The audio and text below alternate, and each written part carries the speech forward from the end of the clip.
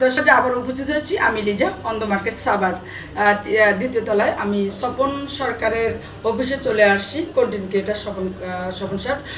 ওনার এখানে আসি, ওনার কাছে আমি কিছু প্রশ্ন করব যে এখন যেহেতু আমাদের বাংলাদেশে হঠাৎ করে আবার অনেক ধরনের আন্দোলন সংগ্রাম চলতেছে, এই বিষয়ে একটু কথা বলবো। যেহেতু উনি গুণী মানুষ, একটু তো কথা বলতে হয়, সে কারণে কিন্তু আমি ওনার কাছে আজকে আসছি এবং ওনার কাছে এসেছি আমার একটু আমার যে পেজ আছে সে পেজ দেখানোর জন্য আছে, সে বিষয়ে একটু কথা বলবো, সে বিষয়ে একটু কথা বলেছি। এবং এখন যে কথাগুলো বলবো, আমাদের দেশে যে বর্তমান যে সরকার এসেছেন মাননীয় প্রধানমন্ত্রী তারেক রহমান, সেই বিষয়ে একটু জানতে চাবো এবং শিক্ষামন্ত্রীর বিষয়ে যে আন্দোলন চলতেছে সে বিষয়ে একটু জানতে চাবো স্বপন ভাইয়ের কাছে।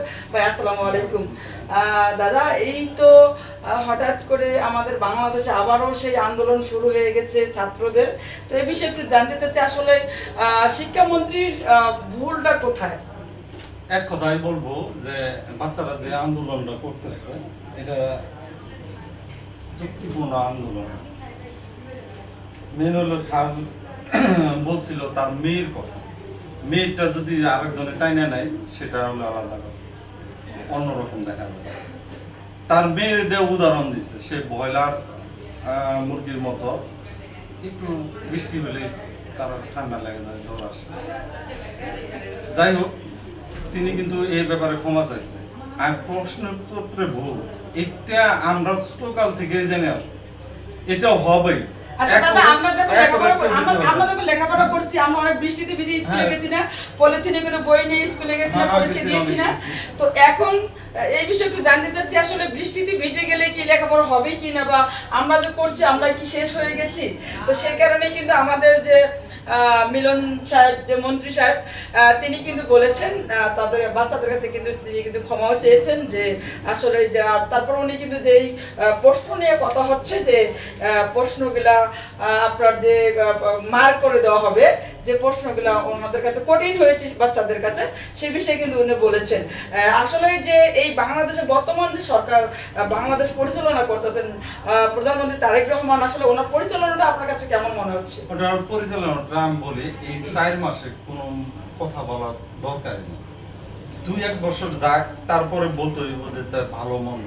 এই 4 মাসে কি বলবেন কম? তার গুছাইতে গুছাইতে তো এই 4 মাস চলে গেছে। তারপরও সে গ্রাম অঞ্চলে গেছে, গ্রাম অঞ্চলে গিয়া মানুষের সেবা করতেছে। কিন্তু এখন বর্তমানে আমাদের এক সাবেক মন্ত্রী, বিএনপির মন্ত্রী, উনি এখন বলছিল যে তার সিকিউরিটিটা একটু কম। আসলে তার আর একটু সিকিউরিটি নিয়ে চলা উচিত, আর চললে একটু ভালো হয়, কারণ শত্রুর কথা বলা যায় না, সে যেভাবে হুটহাট করে চলে যায়। আচ্ছা দাদা, আরেকটা কথা বলি, আপনার কথার মাঝখানে আরেকটা কথা মনে পড়ে গেল। যে প্রধানমন্ত্রী তারেক রহমান যে আপনার যে প্রোটোকল নিয়ে চলে এবং তিনি যে রাস্তায় যখন চলে, যে বিগত দিন কিন্তু আমরা দেখে আসছি যে কোনো সরকার যদি যাইতো চতুর্দিক দিয়ে কিন্তু ব্লক করে দিত, ঘন্টার পর ঘন্টা মানুষ কিন্তু নিরীহ মানুষ তারা কিন্তু জ্যামে পড়ে থাকতো। আর এখন কিন্তু আমরা বুঝতেই পারি না সচিবালয় কখন প্রধানমন্ত্রী যায় বা কখন কোথায় যায়, আমরা কিন্তু কেউ বলতে পারি না। তো আসলে এই আমাদের বাংলাদেশে এরকম সরকার বারবার দরকার আছে কি না? না, সরকার সে তো জিয়ার সন্তান, সে ভালো করবে, করার চেষ্টা করতেছে। এবং 2-1 বছর যাক, 2-1 বছর যাক, সে তার পারফরমেন্সটা কিন্তু সবাই বুঝতে পারবে। আর তার মা যেহেতু ভালো কাজ করে গেছে, সেও ভালো করবে, আমি আশা রাখি।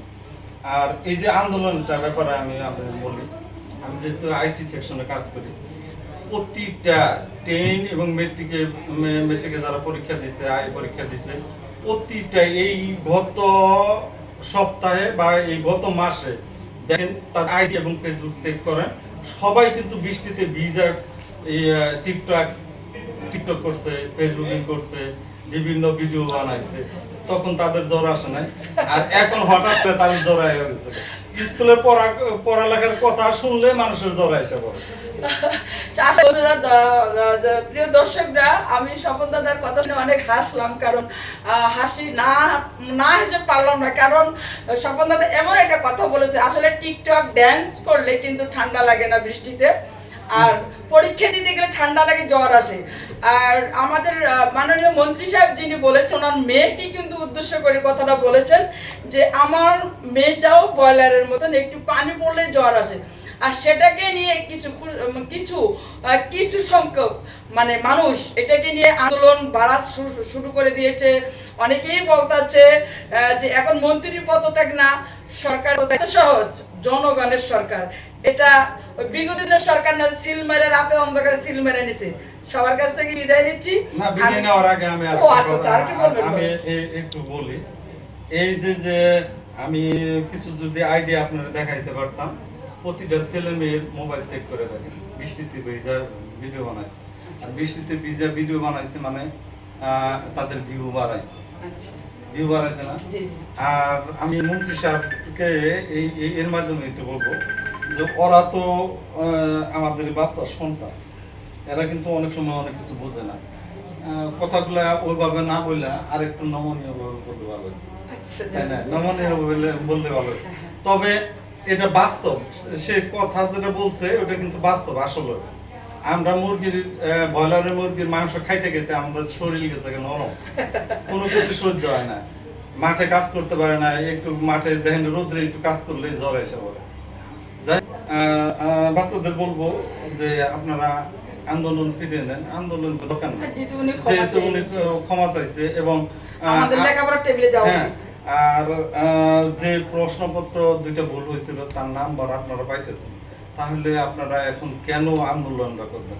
আর আন্দোলন করলে অন্য কেউ সুযোগ নিবে, অবশ্যই সুযোগ নিচ্ছে। এখন কার হাতে যাবে করেন বলেন?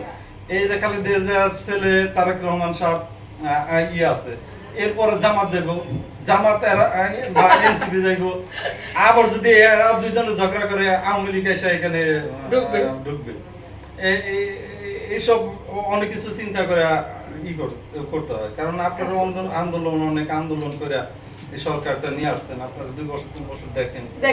হ্যাঁ, যদি পরবর্তীতে ভালো না হয় ভোট দিয়েন না, অন্তত পক্ষে 5টা বছর আমাদের দেখা উচিত। তারপরে ভোট দিয়েন। 4 মাসে কি করবে দাদা? কারণ বিগত দিন দেশটাকে আমাদের একেবারে ফকির করে দিয়েছে। ব্যাংক ব্যালেন্স আপনি যান, আপনি কোথাও লোন পাবেন না। আপনি বাড়ি হাউস লোন করতে যান, কোথাও লোন পাবেন না, বলে ব্যাংকে টাকা নেই।